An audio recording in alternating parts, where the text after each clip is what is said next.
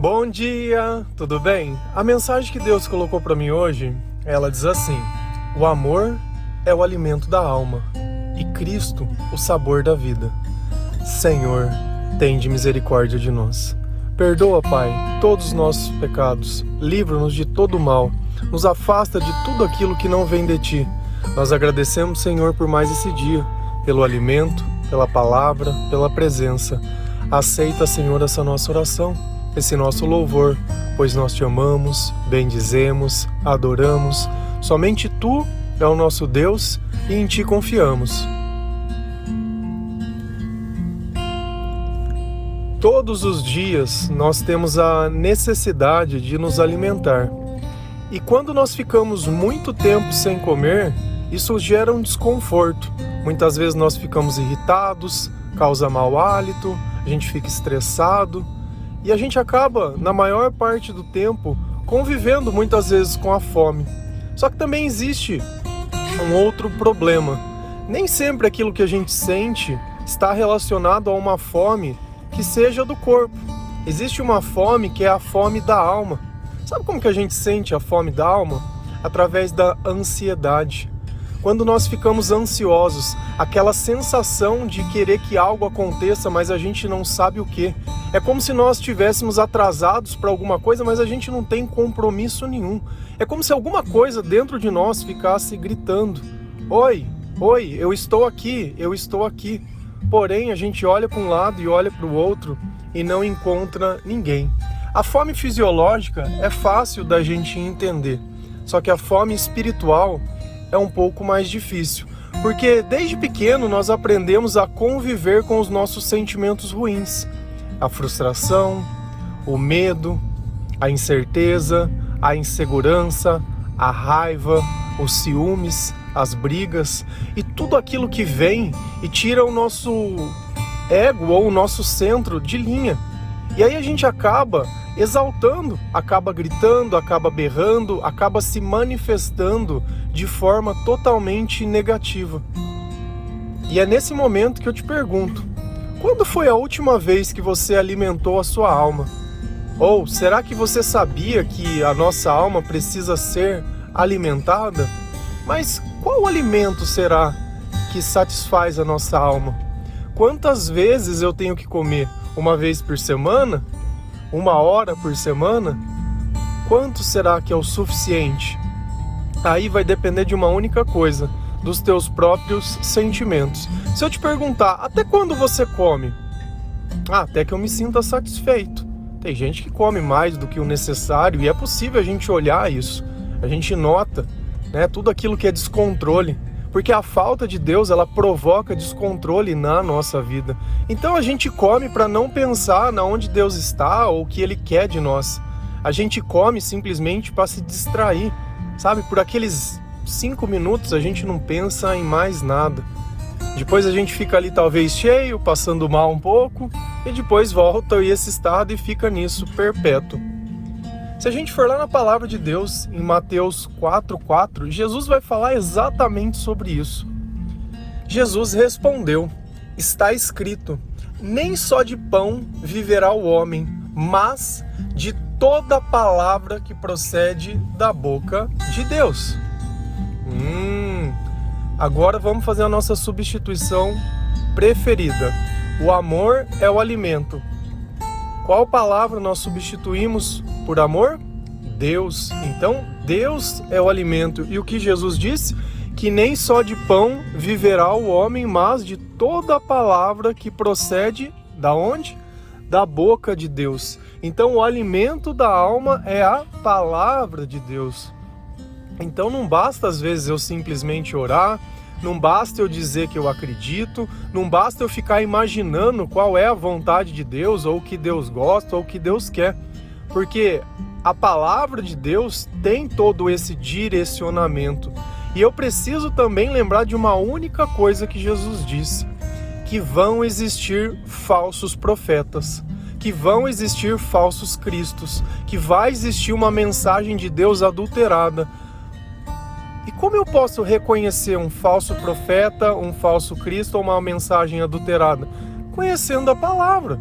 Como que você identifica uma falsificação de algum produto que você compra? Porque você já viu um original. Agora, a partir do instante que você nunca viu um original, o falsificado se passa como original. E esse é o ponto em questão. E às vezes a gente cai no equívoco de uma coisa também. Dá um produto original para uma pessoa que tem uma condição de vida pior e todo mundo vai olhar e achar que ele é falsificado. E dá um produto falso para uma pessoa que já tem uma condição de vida melhor e as pessoas vão achar que ele é o original. Então, às vezes, não é o produto, mas quem está usando. E por que eu estou citando isso? Porque às vezes a gente olha um padre ou um pastor, um missionário, alguém que teoricamente, seria um original, a gente jamais iria desconfiar que uma pessoa dessa pudesse estar com uma mensagem adulterada. E às vezes a gente olha uma pessoa que não é nada entregando uma mensagem genuína e a gente simplesmente olha e fala, não, esse daí não é ninguém. Onde esse cara congrega? Não, ele não é da minha igreja, ele não é o meu pastor. Se a gente olhar na Bíblia inteira, cada profeta que Deus escolheu, na maior parte do tempo não era ninguém. Eu estou no livro de Reis e está falando sobre a vida de Elias. Elias entregou a mensagem para o rei e fugiu de medo. Ficou um bom tempo fora. E sabe como ele era alimentado? Pelos corvos. Os corvos traziam pão e carne para ele e ele tomava água de um riacho. Ah, mas isso não é possível. Para Deus, o impossível ele não existe. Então, às vezes, a gente tem que entender que a nossa fé ela não vai trabalhar dentro das nossas possibilidades, mas vai trabalhar dentro da vontade de Deus. E quando Deus ele escolhe uma pessoa, não é a mais capacitada, é a mais obediente. Porque a gente nota na palavra que Deus falou com Elias e fala, e Elias, obedecendo ao Senhor, foi a tal lugar. E obedecendo ao Senhor, foi a tal lugar. E a gente olha que todos os reis de Israel que foram destituídos foram simplesmente porque eles não obedeceram ao Senhor. Então a obediência, ela é mais importante que qualquer coisa nessa vida. Mas eu vou obedecer ao quê? Eu tenho que conhecer a palavra, eu preciso me alimentar dela. Tá bom. E o que acontece quando eu alimento o meu espírito? Todos os dias eu leio a palavra de Deus. O que acontece na minha vida? Sentimento que some, ansiedade. Eu já não tenho mais aquele estado de ficar desperto procurando alguma coisa. Sabe qual é o sentimento que substitui? Paz. E sabe quem é o Espírito que produz paz dentro dos nossos sentimentos? O Espírito Santo. Então é aquela certeza que Deus ele está vivendo comigo, que Jesus ele está instruindo tudo aquilo que eu tenho que fazer, aquilo que ele espera e aquilo que ele quer, e eu começo a servir ao reino de Deus, mesmo eu sendo ninguém, mesmo eu sendo nada. Muitas vezes Deus ele vai usar de você em pequenas coisas, mas coisas que são importantes. Às vezes o que a gente não nota é que uma pessoa que ela está se afogando, uma mão que tira ela da água é o suficiente para aquela pessoa continuar viva. E às vezes a gente acha que tem que ser algo fantástico que nós temos que fazer pelas outras pessoas para poder ajudar. Deus está usando de nós. Não é nós que estamos fazendo as coisas por capacidade. Nós estamos retribuindo aquilo que Deus deu, que Deus concedeu e que Deus fez. Então isso tem que ficar muito bem claro. O amor é o alimento da alma. E da mesma forma que você come todos os dias, você precisa se alimentar todos os dias da palavra de Deus. A igreja não é tudo. A igreja é um complemento, é uma parte. É uma parte. Da mesma forma que às vezes no final de semana você sai num restaurante diferente da sua casa para comer uma comida diferente, essa é a igreja, é a comida diferente. Mas o alimento diário é a palavra de Deus. Você acha que Jesus teria dito isso de forma equivocada ou à toa? A gente precisa entender que quando nós escolhemos respeitar a palavra, ser cristão, que nós escolhemos seguir ao Senhor, entregar a nossa vida para Ele, nós temos que levar em conta tudo aquilo que Ele diz. Deus ele não escreveu isso pedindo a nossa opinião. Não, Ele escreveu isso porque isso era a vontade dEle. E quem quiser segui-lo tem que obedecer à vontade dEle. Você não é obrigado a seguir o Senhor. O Senhor ele não vai procurar os ímpios para querer obrigar que eles vivam como cristãos. Ele não vai. E às vezes a gente perde isso e não entende. Sabe? Não entende. Não é assim que funciona. Então, segue a palavra quem quer. Quem não quer, Amém, amém. Eu não preciso ficar vomitando o evangelho na cabeça de todo mundo, porque a pessoa sabe o que é certo e o que é errado. Porque a partir do instante que nem os nossos pais aceitam certos tipos de coisa, quanto mais Deus. Esse é o fato, é simples. Se você precisa esconder, se você precisa omitir, se você precisa enganar, é porque não está certo. Tudo aquilo que nós precisamos explicar tem alguma coisa errada, porque a verdade ela não deixa dúvida. E aí, beleza. Então a gente entendeu que nós temos que nos alimentar da palavra de Deus, certo?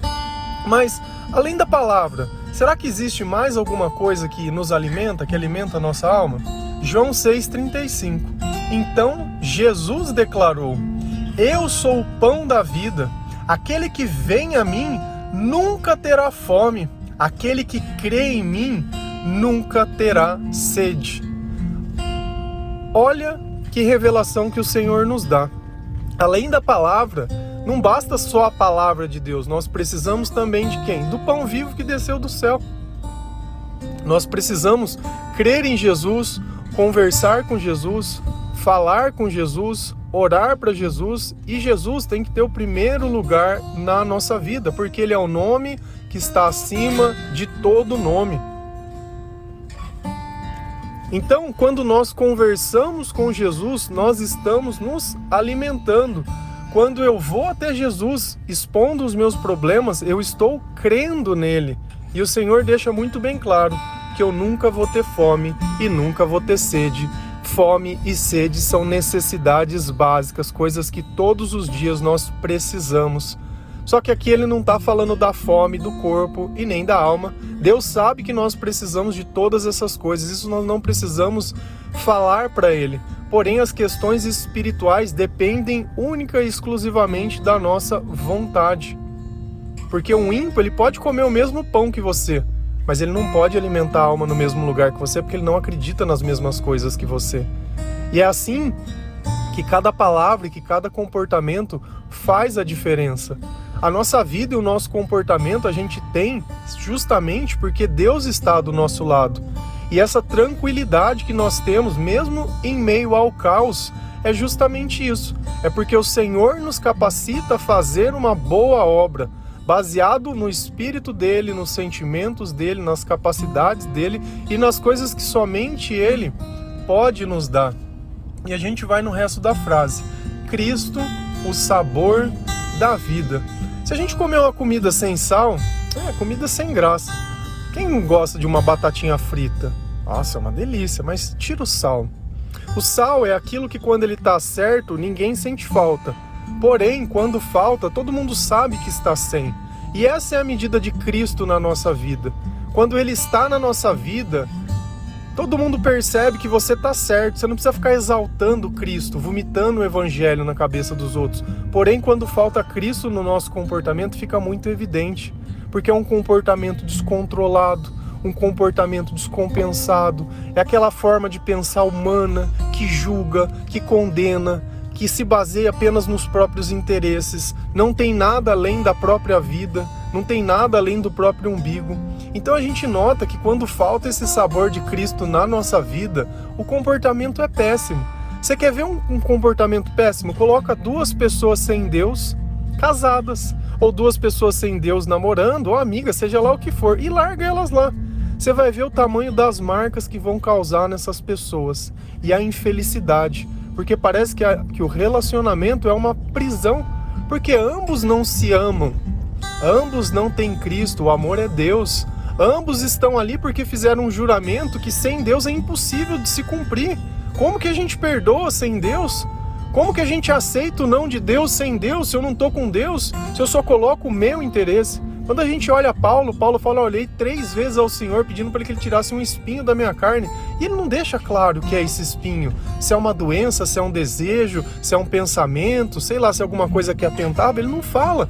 Mas aí ele conclui: olha, é na minha fraqueza que Deus me faz forte. Então, que bom que isso está aí, para mim poder glorificar ainda mais o Senhor, para mim poder mostrar que não é baseado nos meus interesses que eu prego o Evangelho, mas baseado no amor e na misericórdia de Deus. E às vezes a gente acha que Deus é aquele que vai servir os nossos interesses. Cara, eu posso orar para Deus 300 vezes, se a minha vontade estiver diferente da dele, ele não é obrigado a realizar. Se a gente vai lá em Tiago 4, a palavra fala sobre isso, olha, pedem e não recebem porque os seus pedidos são maus, as suas intenções são maus. O que vocês estão dispostos a fazer por isso que vocês querem? Porque se eu não consigo abrir mão daquilo que eu quero, eu não estou disposto a nada. Se eu não estou disposto a abrir mão de uma coisa por Deus, como é que Deus pode abrir mão de alguma coisa por mim? Por que Ele faria algo por mim se eu não posso fazer algo pequeno para Ele? Os meus sonhos são sempre menores que os sonhos de Deus, e às vezes eu estou apegado a uma coisa tão pequena e Deus quer me dar algo maior. Às vezes eu quero dizer como vai ser, e o que vai ser, e o tempo que vai... Cara, tudo dura o tempo que tiver que durar. Isso é fato. Passou do tempo, acaba. A gente olha a vida de Judas. Judas, qual era o propósito dele? Trair Jesus. Traiu Jesus, o que aconteceu? Se matou. Acabou a vida, já cumpriu o propósito. Não suportou. Podia ter ficado vivo? Podia, mas já fez o que tinha que ser feito. Vai lá na vida de Moisés. Beleza, foi lá, guiou o povo, chegou, pintou e bordou, fez tudo o que tinha que fazer e aquela bagunça inteira. Beleza, acabou? Ó, você não vai entrar na Terra Prometida. Tá bom, morreu, acabou. Ó, Jesus vai, meu filho, eu vou mandar meu filho ao mundo. Ele vai ser crucificado pelos pecados. Beleza, realizou? Acabou o propósito. Ascendeu ao Pai novamente, ressuscitou e amém, cumpriu toda a profecia. Então, tudo aquilo que Deus coloca, ele tem um começo, um meio e um fim. Não tem ninguém morrendo antes, não tem ninguém atrasado, ninguém fazendo depois. Tem um plano de Deus que talvez você não conheça. E o que vai nos permitir conhecer? A palavra de Deus. E o que vai alimentar a nossa vida? Jesus. O que vai dar sentido à nossa vida? Trazer luz, trazer sabor, trazer as coisas. Jesus. Ele é isso. E olha que palavra interessante. Marcos 9:49. Cada um será salgado com fogo. O sal é bom, mas se deixar de ser salgado, como restaurar o seu sabor? Tenham sal em vocês mesmos e vivam em paz uns com os outros. Olha que mensagem interessante. Cristo, ele diz que para que nós possamos ter esse sabor dele na nossa vida, nós teremos que ser salgado no fogo. O que é o fogo? É a tribulação. O que é o fogo? É aquilo que eu não quero passar. O fogo é justamente aquilo que muitas vezes a gente foge. Mas é lá que nós vamos aprender a ter sabor. É lá que nós vamos aprender a ter confiança. Deus, ele fala que ele vai passar os metais pelo fogo. E aquele que resistir será provado. E aquele que for provado e que resistir, aquele está certo. Aquele não é impuro. Aquele é exatamente assim. Então, as circunstâncias acontecem muitas vezes para ver a nossa fé. E quando nós passamos na tribulação, dando glória a Deus, teoricamente nós adquirimos esse sabor. O sal é bom, mas se deixa de ser salgado, como restaurar o seu sabor? Se o sal perdeu o sabor, para que ele serve? É engraçado que tem um versículo que ele fala sobre o sal também, que ele não serve nem para ser jogado na terra. Até entre aspas, o cocô, o adubo, né, a merda, ela serve como adubo para a terra, mas o sal ele não serve mais para nada quando ele perde o sabor. Por isso que a nossa vida sem Deus, ela não serve para nada. Sem Deus nós não somos nada. Sem esse sabor na nossa vida, ela não significa nada. Por isso que vem pensamentos suicidas. Ah, eu quero tirar a minha vida. E às vezes a gente fala, ah, minha vida não vale nada, ninguém gosta de mim. Não, ninguém se interessa. Por quê? Porque é aquele sal que não tem gosto de nada. Não faz nem bem nem mal. É o funcionário preguiçoso, não faz nada. Não ama nada, não alimenta nada. É aquela alma raquítica, né? Aquela alma que não se alimenta, que só fica falando coisas desse mundo, que só fica semeando discórdia, fazendo fofoca. Tenham sal em vocês mesmos e vivam em paz. O que nós falamos? Que quando a ansiedade pela presença de Deus e por nos alimentar com a palavra de Deus, o que acontece? Nós temos paz, que é a presença de quem? Com Jesus. Então nós paramos de perseguir as pessoas, nós paramos de culpar as pessoas pela nossa história. A culpa não é do teu marido, a culpa não é da tua esposa, a culpa não é do teu pai, a culpa não é da tua mãe, a culpa não é do teu amigo, a culpa não é do teu chefe, a culpa não é da circunstância, a culpa não é da cor da tua pele, a culpa não é do lugar que você mora. Não existe culpa nenhuma. Todas essas coisas são pequenas demais para que Deus pudesse mudar a tua história. Talvez você seja esse sal que não tem gosto. Quem dá o gosto é Cristo, é a tribulação. E talvez quando a tribulação vem, você sempre busca o caminho mais fácil. Ah, não, porque eu vou ter que ir lá fazer minha macumba, né? Ah, não, vou ter que acreditar. Não, tem que ler o meu horóscopo, né? Não, eu tenho que acreditar. Toda vez que você acreditar em alguma coisa que não seja Jesus, é idolatria. Toda vez que você pensar em algo espiritual que não seja Jesus, é idolatria. Toda vez que você pensar em amor que não seja Deus, é idolatria. Toda vez que você puder ver alguma coisa e achar que aquilo é divino, é idolatria. Então é simples a gente entender. Deus não quer que você veja nada, Ele quer que você sinta. Se eu fechasse os teus olhos, tivesse na tua frente, você não ia poder me ver. Beleza, mas se eu pegasse na tua mão, você ia poder me sentir. E eu pergunto, como você sabe que eu tô aqui? Porque eu te escuto. Ah, mas você não pode me ver, mas eu posso te sentir. Nós podemos ouvir a palavra e podemos sentir ao Senhor. Então nós não precisamos vê-lo. Nós não precisamos de confirmação, nós não precisamos de nada.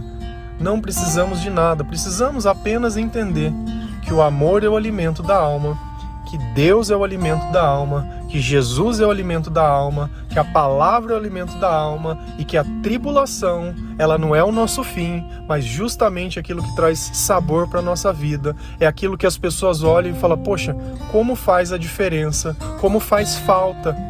É isso que é um ponto. Se o sal não tem, ele faz falta. E às vezes o que a gente sente é falta de pessoas boas, falta de pessoas que fazem a diferença, falta de pessoas que pensam diferente. Hoje a gente tem um padrão. Se você abre lá o Instagram, poucos têm coragem de postar uma foto sem filtro. Uns se modificam tanto que nem jamais parece com a pessoa. Se você vê ela pessoalmente, é porque se criou um padrão que ele não existe. Eu não encontro aquelas pessoas perfeitas vivendo por aí. Aquilo tudo é feito para que você ache que você é a pior pessoa do mundo. Só que, e dentro do teu coração? E dentro das tuas palavras? Qual é o sabor daquilo? Como eu posso olhar um sal e saber se ele é bom ou não se eu não provar? Eu só posso ver aquelas pessoas, eu não posso provar nada. E não é à toa que às vezes essas pessoas se envolvem em escândalo e você escuta falando besteira e sempre defendendo coisas erradas, que quando abre a boca fica evidente o que tem dentro do coração. Então a nossa vida, o nosso comportamento, as nossas palavras e as nossas atitudes são exatamente aquilo que Deus espera de nós. Pecadores sim, mas jamais deixamos de nos humilhar e pedir perdão para Deus, para que as nossas vidas possam ser transformadas e renovadas. Amém?